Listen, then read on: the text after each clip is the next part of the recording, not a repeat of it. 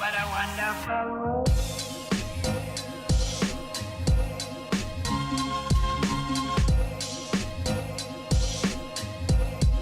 What a wonderful world.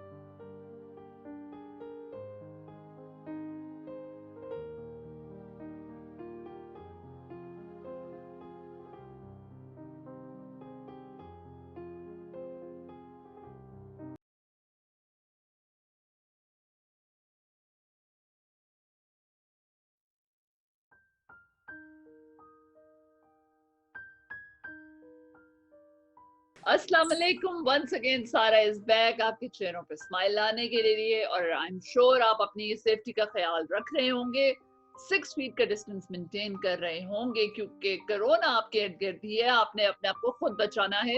अपने हाथ बार बार wash करें, डिस्टेंस मेंटेन करें, मास्क पहने। अच्छा जी, आपको पता है हमने PK 8303 के क्रैश के बाद जब हमने उसकी इन्वेस्टिगेशन की तो उसके बाद हमें इतनी सारी रिक्वेस्ट आई कि आप PIA के और जितने पाकिस्तान में और एयर क्रैशेस हुए हैं उनको भी दोबारा से उन पे डिस्कशन करें और एक प्रॉपर जो कि एक्सपर्ट है उसे बुलाकर उससे बातचीत की जाए। जिस तरह के जब PK 8303 हुआ था तो हमने विंग कमांडर जफर इकबाल जो कि एविएशन एक्सपर्ट हैं, एविएशन एंथुसियास्ट हैं, इन्हें बहुत ज़्यादा शौक है, इन्होंने कोर्स भी किया हुआ है इसमें इंग्लैंड से।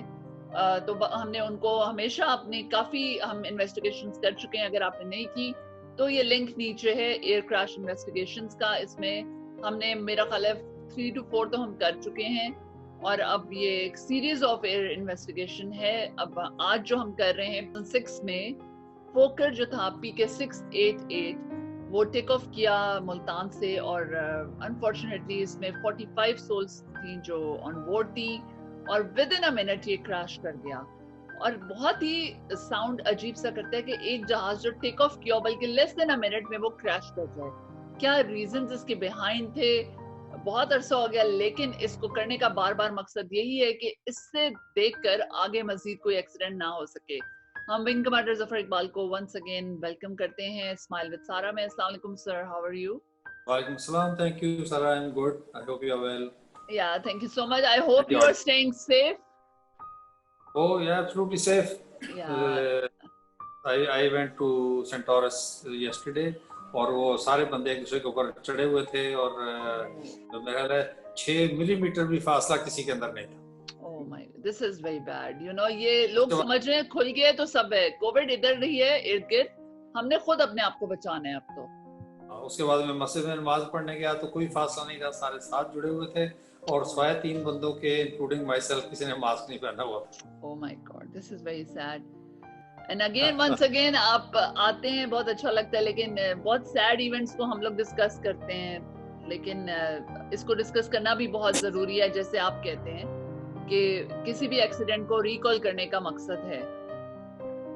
तो आज के जहाज का वेदर वाज ओके, सब परफेक्ट था, तो फिर कैसे हुआ कि क्या हुआ कि वो टेक ऑफ करते ही विद इन अ मिनट उसकी जो है ना वो क्रैश हो गया? मेंटेनेंस का भी बताइए आप हमें, इस जहाज की क्या था सारा? बिल्कुल ठीक है।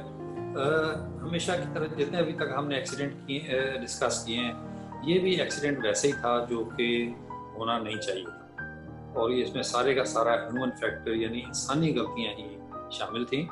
और अगर लोग अपना अपना काम करते तो इस एक्सीडेंट होने का कोई सवाल पैदा नहीं होगा, कोई गुंजाइश नहीं थी कि एक्सीडेंट हो। तो पहले दोबारा करना, नहीं करें। ओके।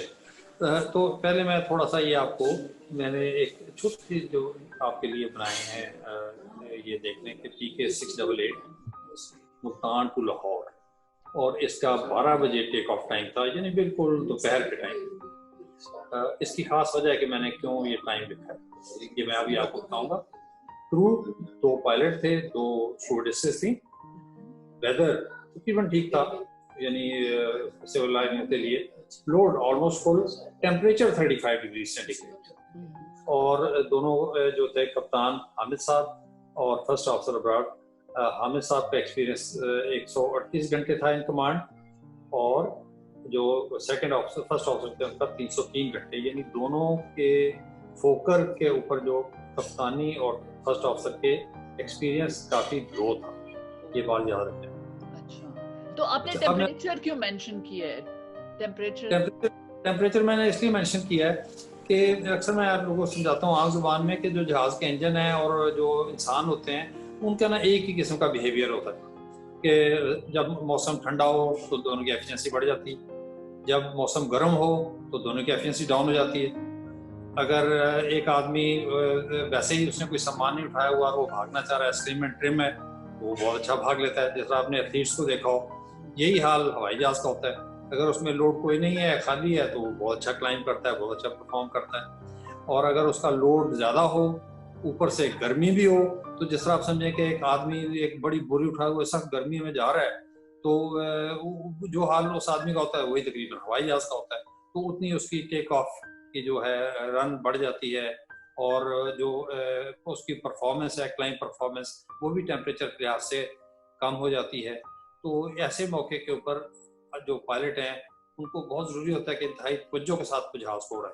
इसलिए मैंने ख़ास तौर पे ये 2 चीज़ें मेंशन की हैं। और लोगों को ये समझना चाहिए कि गर्मी के जो जहाज़ के भी पैरामीटर्स हैं इंसान की तरह, तो इस तरह जो बहुत ज़्यादा गर्मी हो या बहुत ज़्यादा सर्दी हो तो जहाज़ों के इंजन के ऊपर उसका असर होता है, और take off roll, climb performance के ऊपर भी उसका असर होता है। अच्छा, अब मैं आपको जो एक्सीडेंट हुआ उसका मैंने एक चार्ट बनाया है बड़े अच्छे तरीके से, वो मैं आपको समझा दूँ ताकि आप समझें कि ये एक्सीडेंट किस तरह हुआ और कितनी थोड़े से टाइम में ये जहाज़ क्रैश कर गया।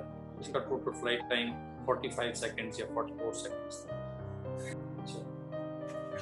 ये देखें, आपको नजर आ रहा है सही? जी बिल्कुल आ रहा है, बिल्कुल सही लिखा हुआ नजर आ रहा है। बिल्कुल बिल्कुल परफेक्ट। ये मैंने बना दिया कि मुल्तान एयरफील्ड थी, 10 जुलाई 2006। जुलाई आमतौर पर बड़ा गर्म दिन होता है, और 12 बजे का टाइम था, ठीक है। और टोटल जो लोग ऑन बोर्ड थे क्रू को इंक्लूड करके 45 थे, ठीक है। अच्छा, अब ये रनवे की डायरेक्शन है जहाँ से जहाज लाइन अप था, उसने टेक ऑफ किया, और 12:05 पे उसने थ्रॉटल पूरा खोला। और जब वो चलना शुरू हुआ तो थोड़ी ही देर बाद, जब उनकी स्पीड अभी 65 नॉट हुई थी, तो जो कैप्टन था उसने को-पायलट को कॉल की कि भाई चेक करो कि इसमें कोई प्रॉब्लम तो नहीं है, कोई पंप मुझे लगता है खराब है, पावर पूरी नहीं आ रही। अच्छा, अब जब होता ही है कि जो ही जहाज में कोई प्रॉब्लम हो तो आपको चाहिए कि फौरन जहाज को आप अबोर्ट कर दें, आप टेक ऑफ को रोक दें। और एक लिमिट होती है जब तक आप टेक ऑफ रोक सकते हैं। वो एक स्पीड कैलकुलेट करते हैं जिसको ना V1 कहते हैं, V1, यानी उस स्पीड से पहले पहले अगर जहाज में कोई प्रॉब्लम हो तो जहाज को आप अबोर्ट कर सकते हैं, उसको रोक सकते हैं, और उसके आगे इतनी रनवे अवेलेबल होती है कि जहाज रुक जाएगा, नॉर्मल ब्रेक्स लगा के रनवे के आगे नहीं चला जाएगा। लेकिन अगर V1 से ज़्यादा आपकी स्पीड हो, और ये स्पीड जो है वो वेरी करती है टेम्परेचर के मुताबिक, उस जहाज के वजन के मुताबिक, तो फिर जहाज अगर V1 के बाद आप जहाज रोकना चाहेंगे तो जहाज यहाँ तक नहीं रुकेगा और नीचे चला जाएगा। ये है V1 का एक सिंपल तरीके से जो मैंने चीज़ बयान की। तो अब चाहिए यह था कि क्रू यहीं जहाज को अबोर्ट कर देता जब उन्होंने उसमें एक डिस्क्रिपेंसी देखी थी। अच्छा, लेकिन वो क्या किया कि जहाज चलता रहा, लेकिन थोड़ा सा राइट को जहाज मुड़ गया, राइट को वेयर ऑफ कर गया। उसी वक्त उनको परेशान होना चाहिए था कि ये जहाज दाएं तरफ क्यों चला गया।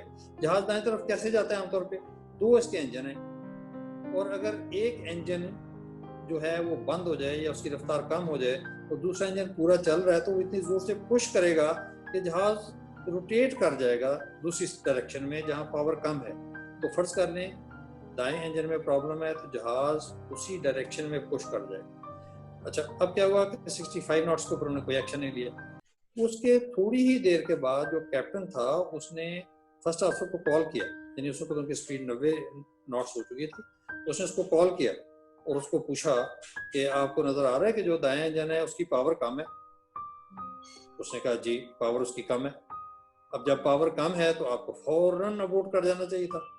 तो उन्होंने ये एक्शन भी नहीं लिया, ये डिसीजन ही नहीं लिया और जहाज को चलने दिया। अब जहाज थोड़ा सा रनवे के सेंटर से हट चुका था और क्योंकि एक तरफ पावर कम आ रही थी और कैप्टन ने नोटिस भी कर लिया था, फर्स्ट ऑफिसर ने भी एग्री किया, लेकिन उसके बावजूद वो चलते गए और उन्होंने जहाज को ऊपर उठाया 120 नॉट पे। हालांकि 110 नॉट उनकी स्पीड थी V1, जिसको क्रॉस करते ही रोटेशन तकरीबन ये साथ साथ ही स्पीड्स होती है। अच्छा। V1 और रोटेशन स्पीड क्या आपने नाक को ऊपर उठाना, तो 120 के ऊपर उन्होंने जहाज को लिफ्ट ऑफ किया।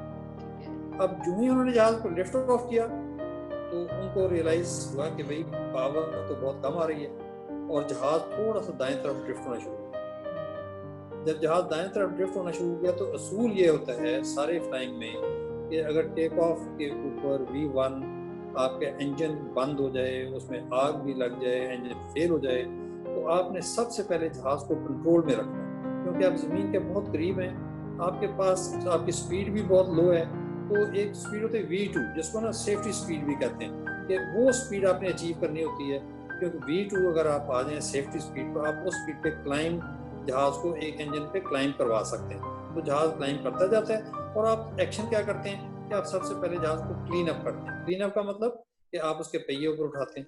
जब पहिए ऊपर उठाते हैं तो ड्रैग कम हो जाती है और जहाज थोड़ा बेहतर क्लाइंब परफॉर्मेंस देना शुरू कर देता है एक इंजन के ऊपर। फिर उसके जो फ्लैप्स होते हैं उनको आप उठाते हैं तो जहाज और बेहतर परफॉर्मेंस देता है। तो जब आप फिर मिनिमम 400 फुट तक तो यही काम करते हैं। नॉर्मली 1000 फीट होता है जिसके ऊपर जाके आप जहाज के एक्शन स्टार्ट करते हैं और उस वक्त आप जहाज को जरा कंट्रोल करते हैं कि जहाज सीधा जाए बिल्कुल और आप थोड़ा सा क्लाइंब कर लें, पहिए ऊपर चले जाएं, फ्लैप्स ऊपर चले जाएं। फिर आप ये जो कैप्टन है फर्स्ट ऑफिसर को कहता है कि अपनी चेक लिस्ट निकाल लें और चेक करें कि प्रॉब्लम क्या है। अगर इंजन खराब है तो आप थ्रॉटल पीछे करते हैं, लेकिन थ्रू आउट आपने जहाज को सीधा फ्लाई करना होता है, क्योंकि एक जहाज फुल पावर पे, एक इंजन फुल पावर पे चल रहा होता है और वो पुश कर रहा होता है जहाज को उसी डायरेक्शन में जिस डायरेक्शन का इंजन डेड हो गया होता है। अब जब इसका इंजन डेड हो गया, जिसको मैंने बनाया रेड में, ये इंजन डेड हो गया और ये इंजन फुल पावर पे चल रहा है, तो ये जहाज को इस तरह करके पुश करता है इनटू द डेड इंजन। जो इस राइट इंजन था तो टुवर्ड्स द राइट। अब अनफॉर्चुनेटली इन जो पायलट्स थे उन्होंने फौरन इमरजेंसी हैंडल करने का सोचा कि हम इमरजेंसी को हैंडल करें कि जहाज में क्या हुआ है, इंजन में क्या प्रॉब्लम है, और ये वो जहाज को उड़ाना भूल गए कि जो कि फर्स्ट काम करना होता है कि fly the aircraft, have positive control. तो वो उन्होंने नहीं किया और जहाज टर्न भी करता रहा और वो उन्होंने V2 स्पीड भी मेंटेन नहीं की, तो हत्ता कि वो लेवल हो गया और वो सिर्फ 160 फुट तक, 150 या 160 फुट तक क्लाइंब किया। और जब जहाज लेवल नहीं होता तो उसकी स्टॉलिंग स्पीड भी बढ़ने लगती है।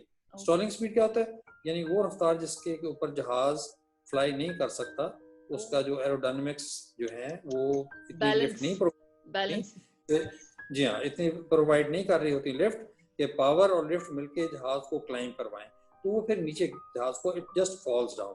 तो इन्होंने वो उसको नहीं ख्याल किया तो जहाज की, और जब आप टर्न करते हैं, फर्ज करने के नॉर्मली आपने 120 नॉट पे जहाज स्टॉल करता है और अगर आप टर्न में हैं तो वो 130 नॉट हो जाएगा, 45 डिग्री टर्न होगा तो 140 पे स्टॉल कर जाएगा, अगर 60 डिग्री होगा तो और अर्ली स्टॉल कर जाएगा, यानी बहुत जल्दी वो स्टॉल कर जाएगा। सो अब जहाज जो था वो अभी उन्होंने स्पीड पे नहीं पहुंचे थे और वो जहाज जो है वो स्टॉल कर गया और नीचे गिर गया। सिर्फ 44 सेकंड की फ्लाइट के बाद जहाज नीचे गिर गया। यहाँ एक गार्डन था आमों का और उसके अंदर एक डिच थी, तो डिच के अंदर उसकी नोज लगी जहाज की, और नोज ला के वो जहाज कार्ट व्हील करके फ्रंट रोल करके जैसे कह लें तो वो उल्टा होके हिट किया।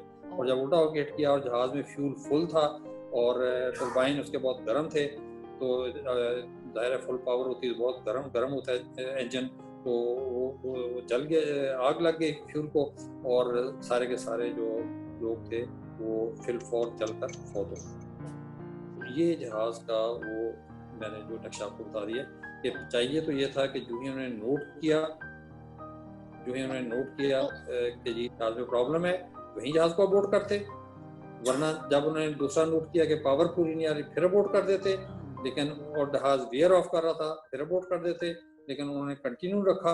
यानी उन्होंने गलती के ऊपर गलती की, अच्छी प्रोफेशनलिज्म नहीं दिखाई, एयरमैनशिप भी उन्होंने नहीं दिखाई, जहाज़ को लेवल फ्लाई नहीं किया, जो चेक लिस्ट थी प्रॉपर तरीके से नहीं की, विंग्स मेंटेन नहीं रखे लेवल, आपस में एक दूसरे से उन्होंने बातचीत भी नहीं की, और जहाज़ आगे नीचे क्रैश हुआ।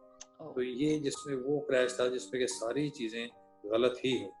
तो ये आप बताइए कि ये जहाज का इंजन जब फेल जैसा हो रहा था तो कोई ऐसे अलार्म्स नहीं आते जहाज में उस टाइम पे, और वजह क्या थी कि टेक ऑफ करते करते ही सारा कुछ हो गया? Maintenance issue? जो इंडिकेशंस आती हैं वो मैंने यहाँ एक्सप्लेन की इंडिकेशंस कि एक तो जैसे कि पावर पूरी नहीं आ रही थी, अच्छा स्पीड आने में टाइम लग रहा था, तो ये इंडिकेशन होती है कि जी जहाज में कोई मसला है। तो जब अब प्रॉब्लम है, गर्मी है, जहाज पूरी लोडेड है, तो फौरन एक्शन करना चाहिए था एट वंस। इस तक तो वो थ्रॉटल पीछे करके जहाज को अबोर्ड कर सकते, ठीक है, तो कोई प्रॉब्लम ही नहीं था।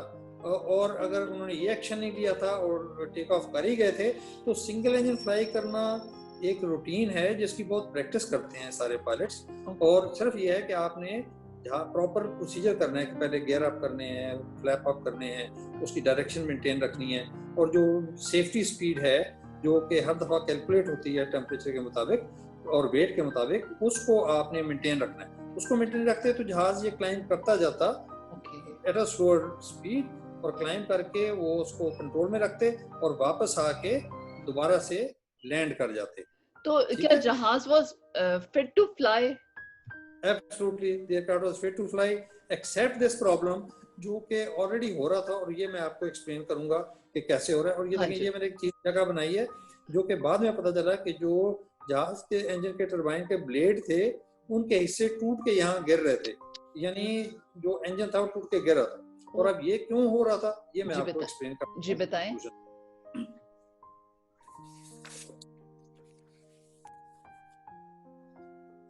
कॉजेज इसके जो थे जैसे मैंने यहाँ लिखे हैं, पहला कॉज इसका ये हुआ कि जो राइट इंजन फेल हो गया टेक ऑफ के ऊपर। ठीक है जी। और वो फेल क्यों हुआ कि इसकी जो थ्रस्ट बेयरिंग असेंबली थी जो कि सितंबर 2005 में जब इस जहाज का ओवरऑल हुआ तो वो ठीक तरीके से उसको फिट नहीं किया गया। ठीक है। तो और कई दफा आपने देखा होगा कि आप इंजन के बाद नॉर्मल कोई चीजें आपस में फिट कर रहे हो, और तो और आप जैम की जो बोतल है उसका जो ढकना को फिट करें तो बात को तो ठीक तरीके से फिट नहीं होता, तो उसको खोल के दोबारा से करना पड़ता है। लेकिन अगर आप उसको जोर लगा के फिट कर देंगे, ठीक है, तो वो कितनी देर उसको मतलब होल्ड रखेगा। या जैसे कोई नट है, कार के पहियों के नट होते हैं, वो सही तरीके से नहीं अगर होते तो आप उसको खोल के दोबारा से उसको करते हैं। और अगर वो नहीं हो तो उसमें एक एसेंट्रिसिटी आ जाती है। आपने कई दफा देखा होगा कि आपके आगे कोई कार जा रही है जिसके पहिए सीधे भी तो जा रहे हैं लेकिन साथ को इस तरह वॉबल भी कर रहे हैं। बिल्कुल इस तरह भी कर रहे हैं, जरा मखमूर सांप जा रहा होता है। तो आप देखें कि जब वो क्या है कि अगर इसने ये ऑर्बिट करना है और ये इसका सेंटर पॉइंट ये है कि ऑर्बिट इसका आगे को होना शुरू हो जाएगा, तो ये नट जो है इसके ऊपर लोड पड़ना शुरू हो जाएगा। और वो ऑर्बिट करता चला जाएगा, इसके ऊपर ज्यादा लोड पड़ना शुरू हो जाएगा, मजीद ये ऑर्बिट करेगा तो ज्यादा लोड।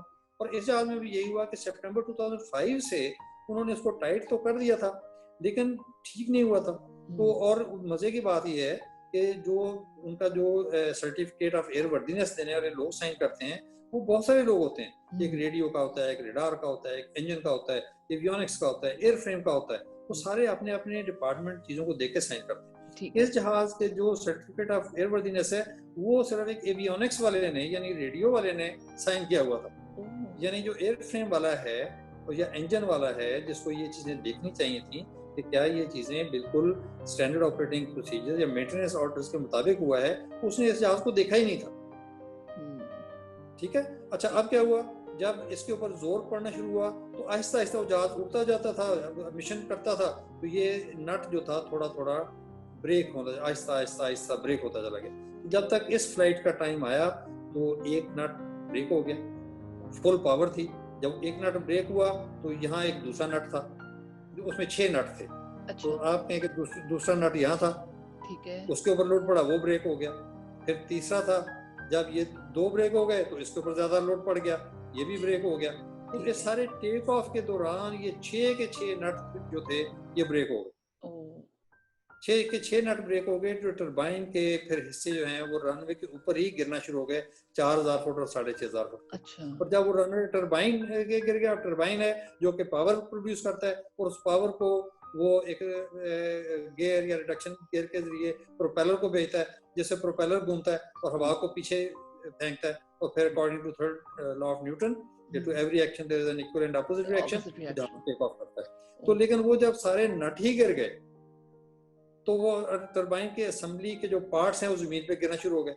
जब वो जमीन पे गिरना शुरू हो गए तो टॉर्क कम हो गई, यानी पावर कम हो गई, जिसको कप्तान ने नोटिस किया कि पावर कम हो गई, और उसी वक्त उसको अबॉर्ट करना चाहिए था, उसने अबॉर्ट नहीं किया तो टेक ऑफ कर। सो ये एक बहुत बड़ी वजह हुई, जो कि सितंबर 2005 जब ओवरऑल हुआ, नट ठीक नहीं लगे, किसी ने उनको चेक नहीं किया, तो इसने उसको कॉज किया एक्सीडेंट। ठीक है, ठीक है। अच्छा, और इन्हीं चीज़ों से जो मैंने ऑलरेडी एक्सप्लेन कर दिया कि इम्बैलेंस पैदा हो गया और मिसलाइन हो गया वो सारे उसके जो थे टरबाइन, और वो फेलियर, जब बोल्ट्स एक फेल हुआ तो उसने बाकी 5 बोल्ट्स को फेल कर दिया। टरबाइन डिस्क आपस में रब करना शुरू हो गई और रब करके वो टूट गई, और जब वो टूट गई तो नीचे गिर गई। जो एक और चीज़ उन्होंने नोटिस की वो ये था कि इसमें ऑयल तक नॉन स्टैंडर्ड था, यानी जो ऑयल रिकमेंडेड था वो डालना चाहिए था, ना सिर्फ कि वो नॉन स्टैंडर्ड था, जिससे सिलिकॉन के उसमें जनाब जर्रे आ गए, और तो और उसको इन्होंने चेंज भी नहीं किया था टाइम पे, वो इंतहाई गंदा था। हम कार में भी देख लेते हैं, हर रोज चेक करते हैं, डेली इंस्पेक्शन करते हैं कि ऑयल गंदा तो नहीं है, गंदा तो फौरन चेंज करते हैं। तो हवाई जहाज में वो ऑयल गंदा था और किसी ने उसको चेंज नहीं किया। तो ये तो मेंटेनेंस प्रॉब्लम हो गया। और उसके बाद जो एयर क्रू की वजह से एमिशंस हुई वो मैंने ऑलरेडी एक्सप्लेन कर दी है, लेकिन हम क्विकली उसको इकट्ठा करके we'll just go over it. बिल्कुल। अच्छा, क्रू ने क्या मिशन की कि जब उसको जहाज को अबॉर्ट कर देना चाहिए था, जब उनको पता चल गया था कि इसकी पावर नहीं किया, जब वो फिर भी गलती करके एयरबोर्न कर गए, तो फौरन जहाज के, जब हमेशा हम कहते हैं पॉजिटिव फ्लाइंग, यानी जहाज जब फ्लाइंग करना शुरू कर देता है तो उसमें एक इंस्ट्रूमेंट लगा होता है, उसको कहते हैं VVI, वर्टिकल वेलोसिटी इंडिकेटर, के जहाज किस रफ्तार से ऊपर को क्लाइंब कर रहा है, यानी 100 फुट पर मिनट, 200 फुट पर मिनट, 1000 फुट पर मिनट। तो जो ही वो शो करता है कि पॉजिटिव स्टेडी हो जाता है उसकी नीडल, हम कहते हैं पॉजिटिव क्लाइंब, और गेयर्स को ऊपर उठा लेते हैं, तो उससे ये है कि एरोडायनामिक्स बेहतर हो जाती है, ड्रैग जहाज की बहुत कम हो जाती है। और उसके बाद फ्लैप्स, तो उन्होंने गेयर्स को अप किया ही नहीं। जब गेयर्स को अप नहीं किया तो एक इंजन की पावर में जहाज को क्लाइंब करना नामुमकिन हो गया, क्योंकि ड्रैग बहुत ज्यादा था। फिर उन्होंने क्या किया कि जहाज को उन्होंने कंट्रोल किया ही नहीं पॉजिटिवली। पॉजिटिव कंट्रोल का मतलब ये है कि आपके कंट्रोल में जहाज हो, आप उसको राइट टर्न भी करें, लेफ्ट टर्न भी करें, तो जैसे कि अकॉर्डिंग टू द प्रोसीजर आप उसको फ्लाई करें तो जहाज फ्लाई हो। इन्होंने क्या किया कि जहाज को राइट टर्न में चला गया, क्योंकि राइट इंजन डेड था और पॉजिटिव कंट्रोल नहीं रखा, उससे जो स्टॉलिंग स्पीड थी इंक्रीज हो गई, यानी जहाज के फर्ज करने के 120 पे स्टॉल करना था तो हायर स्पीड के ऊपर, यानी 140 के ऊपर, 150 के ऊपर अनकंट्रोलेबल हो जाएगा। यानी जरूरत जब नहीं थी जहाज को स्टॉल होने की, तब वो स्टॉल होकर नीचे गिर गया जहाज। ठीक है, तो ये सारी चीजें रिफ्लेक्ट करती हैं कि उन्होंने बड़ी पुअर प्रोफेशनलिज्म, पुअर एयरमैनशिप, यानी उनको ये पता नहीं था कि हम इस वक्त ग्राउंड के बिल्कुल नजदीक हैं, हमने क्लाइंब है, हमने अब जहाज को लेवल ऑफ करके वापस आ जाएंगे, वो उन्होंने सेंस शो नहीं किया। ठीक है, और very poor handling of the emergency, और जो कि सिंगल इंजन के रूटीन इमरजेंसी, एक इंजन बंद करना, इसको पायलट लगातार प्रैक्टिस करते हैं, एक इंजन के ऊपर क्लाइंब करना, एक इंजन के ऊपर फ्लाई करके आके लैंड करना, उसके भी उन्होंने बहुत पुअर हैंडलिंग की। तो ये वजूहात थी जिसकी वजह से ये एक्सीडेंट हुआ और 44 लोग फौत हो। तो हमेशा हम कहते हैं कोई ऐसी हो सकता था कि ये पायलट इस क्रैश को बचा लेते। जी बिल्कुल, पायलट सिर्फ जहाज को उड़ाते जो प्रोसीजर इन्होंने हर दफ़ा देखे हैं उनको फॉलो करते, प्रोसीजर्स को वायलेट ना करते। मैं आज सुबह भी जब ये बात सोच रहा था तो मैं आते हुए ये देख रहा था कि सामने रेड लाइट थी और रेड लाइट में से गाड़ियाँ गुजर रही थी और जो ग्रीन लाइट पे थे वो खड़े हुए, और जब लाइट अल्टीमेटली रेड वाले रुके और ग्रीन में से लोग गुजरना शुरू हो गए और वो लाइट रेड हो गई तो फिर भी लोग उसको क्रॉस करते चले गए। यानी सिंपल वायलेशन ऑफ प्रोसीजर के, एक प्रोसीजर है आपको पता है कि रेड लाइट पे आपने रुकना है और ग्रीन पे चलना है, तो उसको आप फॉलो करें तो एक्सीडेंट नहीं होगा, ठीक है, आप टर्न करें। तो ये सिंपल जो प्रोसीजर हैं, जो रूटीन प्रोसीजर हैं, वो फॉलो नहीं किए। और जो एयरलाइंस मैंने देखा है कि ऐसी एयरलाइंस हैं कि 30 साल उनका कोई एक्सीडेंट नहीं हुआ, बिल्कुल वो ये है कि वो अपने प्रोसीजर्स को इंतहाई मेटिकुलसली फॉलो करते हैं। सो फिर आप इधर सेफ्टी डिवीजन का क्या वो रोल है? सेफ्टी डिवीजन का ये रोल होता है कि एक जो प्रॉपर पीआईए में भी इस्टेब्लिश है सेफ्टी डिवीजन, एयरफोर्स में भी इस्टेब्लिश्ड है सेफ्टी डिपार्टमेंट। उनका काम ये होता है कि जितने पुराने एक्सीडेंट्स हैं उनको देखना, चेक करना और उनको डिसेमिनेट करना ताकि वो एक्सीडेंट दोबारा ना हो, और देखना कि जो प्रोसीजर्स हैं वो प्रॉपर तरीके से फॉलो हो रहे हैं। ये उनका काम है। अगर प्रोसीजर फॉलो नहीं हो रहे या वो समझते हैं कि किसी प्रोसीजर को इम्प्रूव करना चाहिए तो फटाफट उसके ऊपर वो एक लेटर इशू कर देते हैं, आपको भेजते हैं कि ये नया प्रोसीजर है, इसको फॉलो करें। या पुराने प्रोसीजर की वायलेशन हो रही है, सारे पायलट्स को ब्रीफ करते हैं कि इस प्रोसीजर को आप फॉलो करें। या वो पायलट्स का रिकॉर्ड चेक करते हैं कि ये इनकी ट्रेनिंग ठीक हो रही है कि नहीं। जैसे अब इसमें जो सर्टिफिकेट ऑफ एयरवर्दीनेस है वो एक आदमी ने साइन किया, ये फिर सेफ्टी वालों का कंसर्न था कि एक आदमी ने क्यों साइन किया, बाकी लोगों ने क्यों साइन किया कि नहीं किया, बाकी लोग कहाँ थे, और क्यों ये जब प्रोसीजर लिखा हुआ है, अगर तो लिखा हुआ है कि कोई बंदा साइन कर दे तो प्रोसीजर गलत है, then they must correct it. और अगर प्रोसीजर है जो कि हमेशा होता है कि हर जो डिपार्टमेंट है उसका बंदा उसको साइन करे, तो वो क्यों फॉलो नहीं हो रहा, and then to take those people to task. फिर क्वालिटी कंट्रोल अगर ठीक नहीं हो रहा, जैसे इस मामले में क्वालिटी कंट्रोल वालों ने अपना काम नहीं किया। क्वालिटी कंट्रोल वालों का काम होता है कि जब आप जहाज को प्रोड्यूस करते हैं आफ्टर दी ओवरऑल, तो जाके एक एक चीज को चेक करते हैं कि क्या वो क्वालिटी जिसके मुताबिक ये इंजन प्रोड्यूस होना चाहिए उसके स्टैंडर्ड्स मीट हो रहे हैं, ठीक है। अगर मीट नहीं हो रहे तो you have to refix, they did not do their job. तो क्वालिटी वालों ने अपना काम नहीं किया। जो सेफ्टी एविएशन डिवीजन है उसकी फिर या तो उन्होंने अपना काम नहीं किया या किसी ने उनकी सुनी नहीं, जो कि बात गलत है।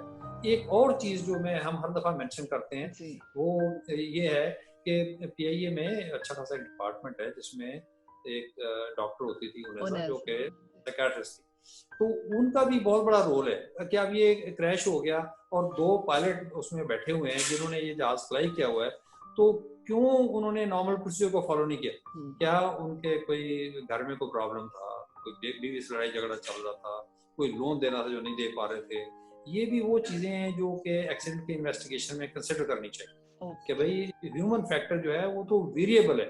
हम सिर्फ अरिथमेटिकली कैलकुलेट कर लेते हैं कि भाई उसने इतना रेस्ट किया था, उसकी फ्लाइंग नॉर्मल थी, वो उसके सर्टिफिकेट्स थे, लेकिन ये जो बैकग्राउंड में साइकोलॉजिकल इश्यूज हैं इनको आमतौर पे हम नहीं देखते। बिल्कुल, तो इनको देखना बहुत जरूरी है। Thank you so much once again, बहुत ज्यादा हमें सीखने को मिला आपसे और इंशाल्लाह ये हमें बहुत फायदा देगा जो हमारे कंसर्न लोग हैं ये देखें और आइंदा ऐसी गलतियां ना हो हमारे एयरलाइंस में, बल्कि हमारे पाकिस्तान में तमाम एयरलाइंस में। तो हम नेक्स्ट फिर वो करें जो गिलगित में एक और फोकर सैडली क्रैश हुआ था जो टेक ऑफ होने के बाद गुम हो गया था, आज तक उसका पता नहीं चला। बिल्कुल, हम इंशाल्लाह उसके ऊपर प्रोग्राम इंशाल्लाह। चलें, बहुत शुक्रिया वंस अगेन। एज यूजुअल मैं सबसे दरख्वास्त करूंगा कि जब आप प्रोग्राम देखते हैं तो आपके उसके ऊपर कमेंट्स जरूर करें, उसके ऊपर सवाल जरूर करें। जो बहुत सारी बातें आपके दिल में रह जाती हैं क्योंकि फ्लाइंग का प्रोफेशन नहीं है, इसलिए हम पूरी कोशिश करते हैं कि इस चीज को ना इंतहाई नॉन टेक्निकल रखें। इजी टेक्निकल तो बात सोचते होंगे कि यार इसमें तो फ्रांस नहीं बताई, उसकी वजह ये है कि हम इसको ना जनरल लोगों के लिए करते हैं कि बिल्कुल सिंपल करके, ताकि हर आदमी जो प्रोग्राम देखे जिसने कभी जहाज में शक ना बैठा हो तो वो समझ जाए क्या। तो आप जरूर कमेंट करें और जो चीज आगे समझ में ना आए हम उसको कोशिश करेंगे एक्सप्लेन करने की। बिल्कुल मौजूद है वो बहुत सारी चीजें। और जरूर बताएं आपको हमारे प्रोग्राम कैसे लग रहे हैं और आप कौन सा देखना चाहते हैं और क्या आप इनसे विंग कमांडर ज़फर इकबाल से पूछना चाहते हैं, हमें जरूर कमेंट बॉक्स में लिखें।